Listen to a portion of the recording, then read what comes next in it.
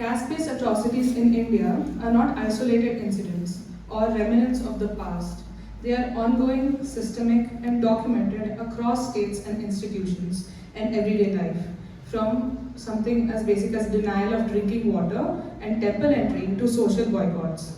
Sexual violence, custodial killings, honor killings, and institutional harassments, caste continues to determine who can live with dignity and who cannot. The cases presented here are basically from Tamil Nadu, Karnataka, Haryana, Uttar Pradesh, and Maharashtra. They are reported, investigated, and in many instances definitely taken to court as well. Yet, justice does remain rare. A clear pattern emerges. Dalits are punished for asserting rights, for intercaste relationships, and for seeking legal redressal. Social boycotts, economic strangulation, and state inaction or complicity are repeatedly used to enforce this caste hierarchy. This is not just a collection of anecdotes, it is a scientific analysis of the various caste atrocities that have taken place, and it is evidence of how caste functions in everyday life through exclusion, violence, eviction, and weakening of protective laws like the SC/ST Atrocities Act. What follows is a factual record meant to demand accountability and not sympathy.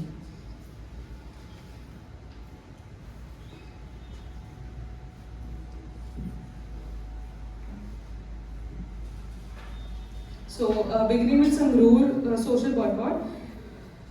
Basically, it was the boycott of 105 SC families in the Baupura village of Sangrur district, and the water supply to their homes was stopped, and Dalit labor was denied from being employed.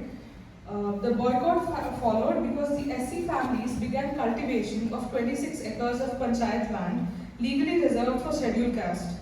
Land that had been earlier actually cultivated by upper caste farmers through proxy Dalit bidders. I think this was raised yesterday as well, this point. That was a case in one of the villages. Another village, in Balad Kalar, village of Sangrur district, Dalits asserted their legal demand for 1/3 of the panchayat land as per law, and their struggle was met with severe state and local repression, with lathi charges, harassment by police, imprisonment. Despite this, they persisted, and in this one rare case, they secured their rightful share of 1/3 of the common land. Another case is in the Jalur village of Sangrur.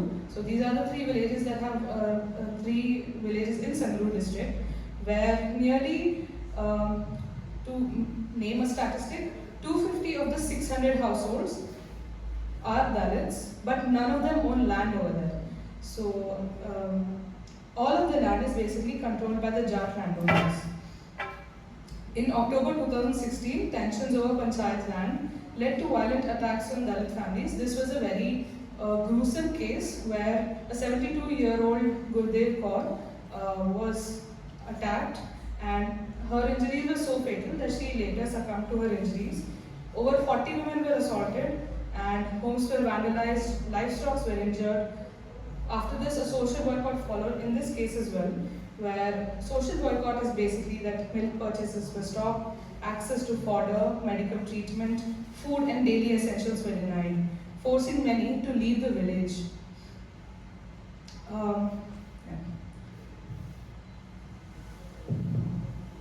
In 2025, the Punjab police crushed the Zameen Prapti Sangharsh Samiti movement to acquire land, and they arrested the ZPSC president Mukesh Malad in Delhi.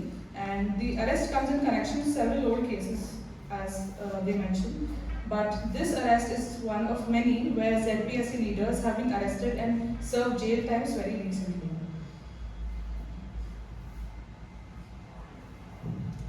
Bant Singh, basically this is a person, a Majhabi Dalit Sikh living in Burj Jabbar in Mansa district of Punjab, and he did not own any land. So typically in this village, most of the Dalits are landless laborers where they work on other people's land. But he had refused this line and had actually started a piggery and a small poultry farm and selling toys in nearby villages. thereby ensuring that there was no economic dependence over the Jats over there, over the landowners. And over time, he was successful in organizing the small and landless farmers of 12 villages for the Mazdoor Mukti Morcha.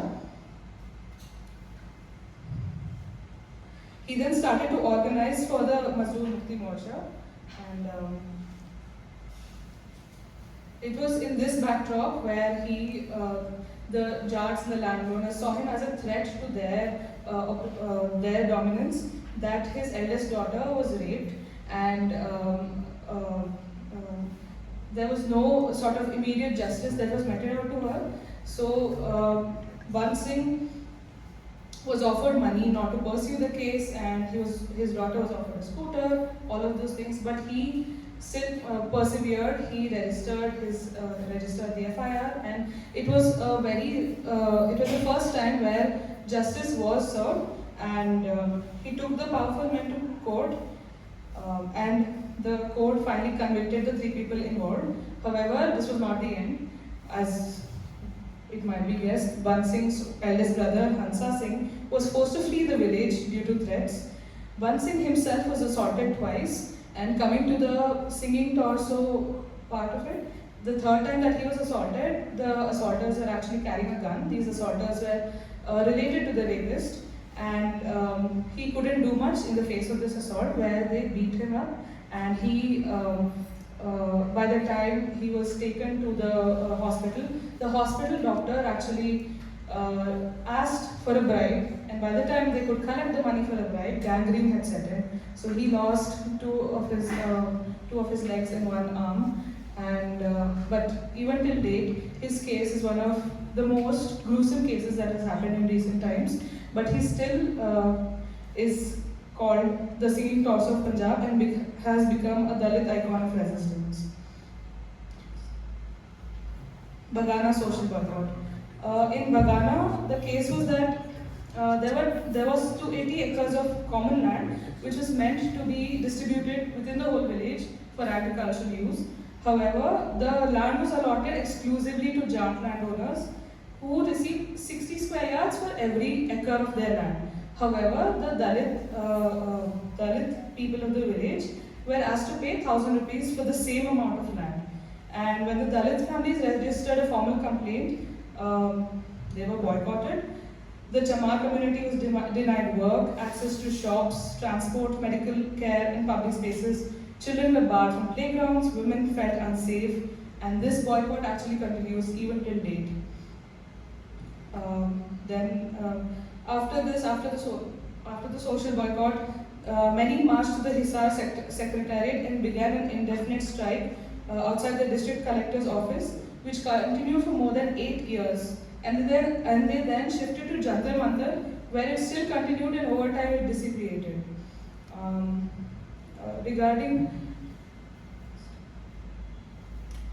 In 2014, 4 Dhana girls were abducted and gang raped, and when the families sought help, they were mocked and accused of lying. The Sarpanch, who was related to one of the accused, later accompanied the girls back in his own car while he asked the families to come by bus. And in the car, he threatened the girls from naming their rapists. And despite all of this pressure, the girls identified all 5 accused. And even then, there was a lot of intimidation, there was inaction. So the 95 Dhanak families actually went to Delhi and protested for nearly a month just to get an FIR recorded. After this, when they returned back, they were severely socially boycotted, denied work, denied entry to grazing land, markets, medical access, all of that. And many sold their cattle, children dropped out of school because of this, and entire rows of houses were abandoned. The next point regarding this is that 51 families did return because of certain promises made by the government, but then it was realized that the compensation, quote unquote, which was supposed to be given to them, was a loan, and they keep getting notifications to return this money back to the government. So they were disillusioned and had to return again. In the Madan Hedi social boycott, It was a basic interaction where a Valmiki boy was asked by Jat youths at a barber shop, which candidate will you vote for? And he said he would vote according to his family decisions. And now, when he said, when he dared to assert, I will vote whoever I want, he was assaulted, he was abused with casteist slurs, and was assaulted with sharp weapons. He was hospitalized, an FIR was registered under the SC/ST Act. However, there was pressure created to actually withdraw the case. When the Valmiki community did not withdraw it, around 80 households, they were socially boycotted again. Barbers refused milk, shops denied essentials, etc. And soon after, this is specific to this case, that the authorities issued legal notices to these Valmiki households, which were there for more than 70 to 80 years, that these were illegal constructions and would be soon be broken down through bulldozers. And community members report that these actions definitely followed their decision to pursue this case legally. Next one. So this is the case of IPS Vaipuran. This is a pretty recorded or sort of seen in the media recently. So IPS Vaipuran Kumar, an officer from the scheduled caste Valmiki community of Andhra Pradesh, died by suicide in October after years of caste-based discrimination within the Haryana police. And in his suicide note, he cited continued harassment, public humiliation, and institutional apathy by senior officers, describing these actions as blatant caste-based discriminations and atrocities. And he has even named the DGP at the start was Manoj Yadav, the then DGP, and then later on it was Shatrujit Singh Kapoor and other senior officers like Amitabh Dhillon and Sanjay Kumar. I have included these names because it is important to name the perpetrators and not only the victims. He also stated that the police officer, there's a lot of information that I have recorded. You can definitely, I will circulate the PPT as well as the PDF, and you can have a detailed read through. It will be too long for right now, so I am definitely skipping over a lot of things.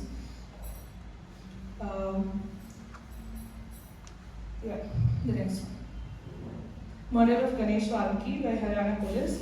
It was a 16-year-old boy. He was attending a birthday celebration, and the police from outside the jurisdiction even, they came to the house and asked them to stop celebrating and just stop all the celebrations.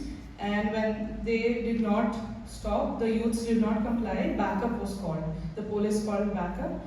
And in the altercation, Ganesh was struck on the head with an iron rod and then pushed off the terrace where he died immediately. And his friend was also severely injured.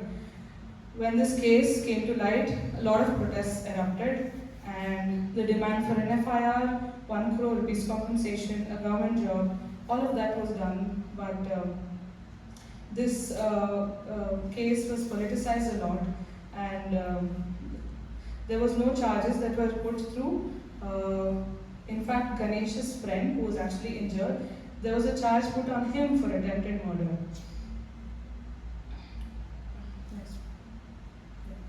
Saksham Tate murder case from Nanded, Maharashtra. In 2025, that is very recent, Saksham Tate from the Buddhist community, he was a Mahar, was killed by his partner Anchal's family. Anchal belonged to the OBC community, and her family opposed this intercaste relationship.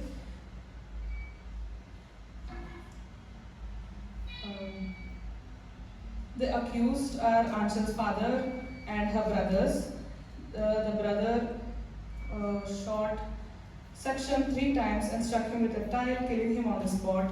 And Anchal says that the local police officers provoked her brother to commit the murder, and charges have been filed under the SC/ST Act. A notable point in this case, it was mentioned in the media as well, was that she moved in with the family of Saksham Tate, saying that he has lost, the family has lost a son because of me. So she demands justice and protection for Saksham's family. Next. Yeah. So the Hathras gang rape and murder case, this was in 2020, where a 19-year-old Valmiki girl in Hathras district was raped by 4 Thakur men, Sandeep, Lavkush, Ramu and Ravi Thakur. She was found in a field severely injured and later died in the Delhi Safdarjung hospital.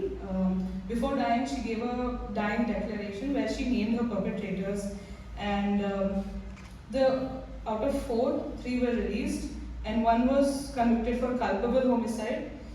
The authorities forcibly cremated her body without allowing her family to even see the body or even take it back. In the middle of the night, they cremated the body. Later, the CBI filed a charge sheet against all 4 men under sections 367, 302 and relevant sections of the SC/ST Act. Another point to note here is the village, the Bulgari village, had a prominently upper caste population with only 4 households of the only 4 Valmiki families, 2 of whom left after the incident, and the victim's family remains under protection and fearful for their safety. Next. So coming to South India, I'll be going over this in short detail.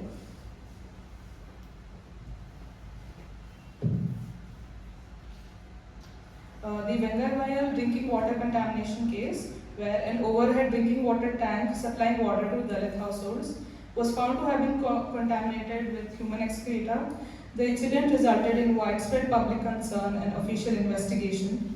The case drew attention to caste-based discrimination in access to essential public resources in rural Tamil Nadu. The Chamrajnagar drinking water incident. In this incident, an individual allegedly washed a drinking water tank with cow urine and performed ritualistic acts after a Dalit woman consumed water from it. The police initiated a search for the accused following media reports and public responses. The incident highlights continuing practices of caste-based notions of purity and pollution. Next. The Mellapatti temple entry incident. Members of an upper caste group reportedly attempted self-immolation in protest against the entry of Dalits into a local temple. The incident led to heightened tensions in the village and necessitated police intervention to maintain order. Next. Madrahalli temple entry violence. A Dalit man was allegedly subjected to public humiliation, including being paraded naked, after being accused of polluting a temple by entering it. The incident was documented through fact-finding efforts and reflects violent enforcement of caste-based exclusion from religious spaces. Kavin Selva Ganesh case. So, a 27-year-old software engineer was reportedly killed in what has been described as a caste-based honor killing. What is a caste-based honor killing, basically? The case involved members of the woman's family and attracted significant public and legal scrutiny. In Karnataka, the next one is the Manya Dodamani case, where the woman was 6 months pregnant and was allegedly was killed by her father following her marriage to a Dalit man. The incident was honor killing and raised concerns regarding caste endogamy and gender violence. Next.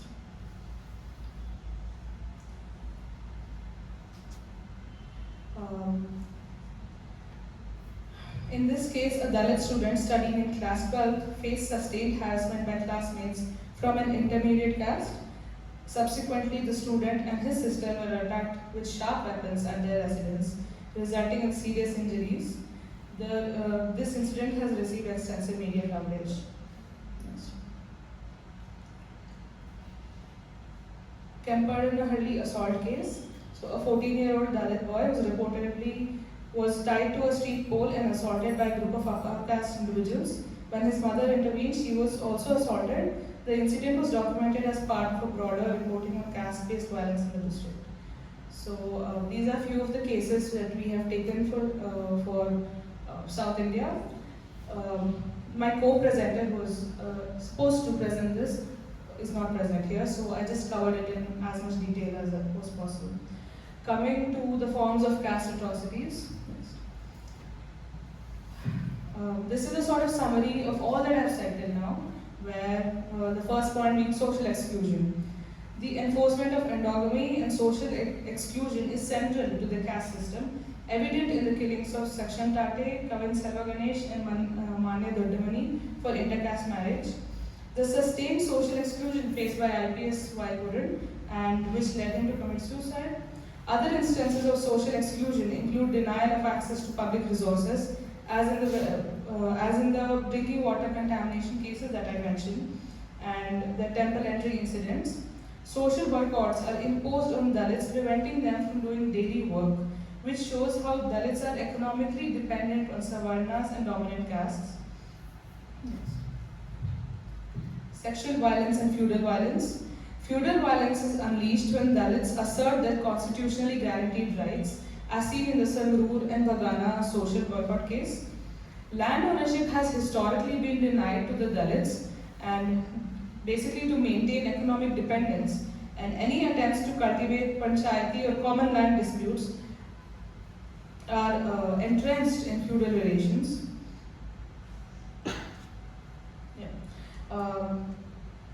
Caste violence happens when Dalits attempt to break out of these relations, as in the case of Bant Singh, as we saw.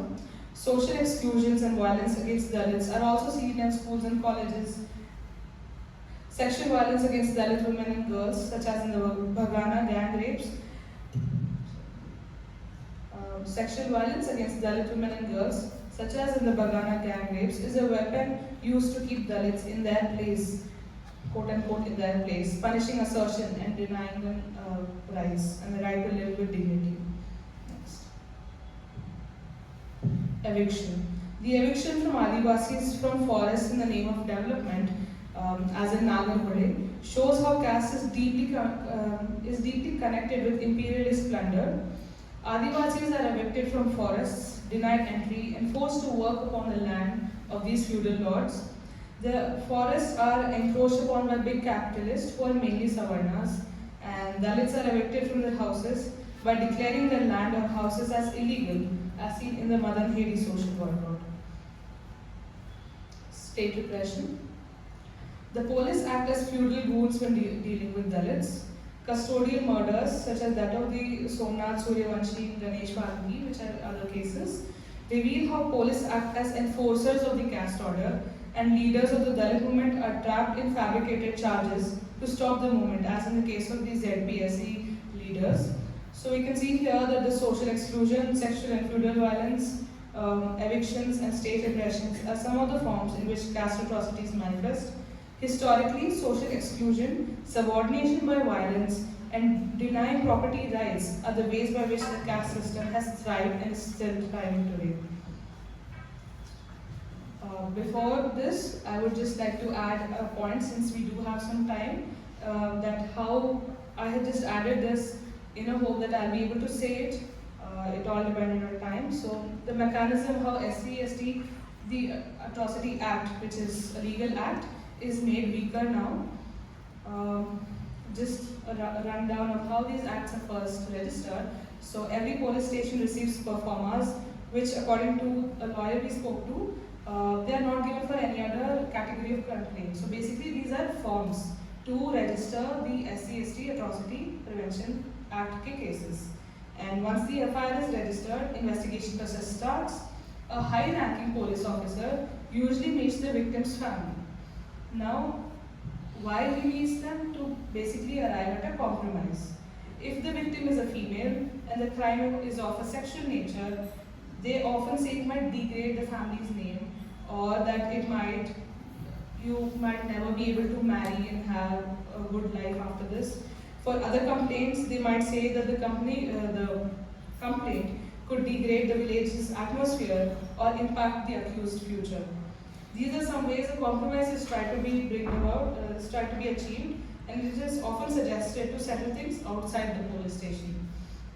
If the complainant agrees to withdraw these cases under pressure from police and society, they are made to sign an affidavit saying that the earlier registered case was a fake case. Now in this case, sometimes even a blank affidavit is used for the same, and the complainant's signature is taken on the blank affidavit. A report is then made of the actual and fake cases registered. The cases labeled as fake, quote unquote, are usually shown as such according to this mechanism. This report is used as a statistical argument to show how many cases have been registered which were fake. So this is the mechanism that they use to show that many ST atrocity acts, the cases registered under it were actually fake, and hence the act is made weaker. Once a statistical argument is made, provisions are needed to stop fake cases from being registered. So with that, we come to the end of the analysis, our case study.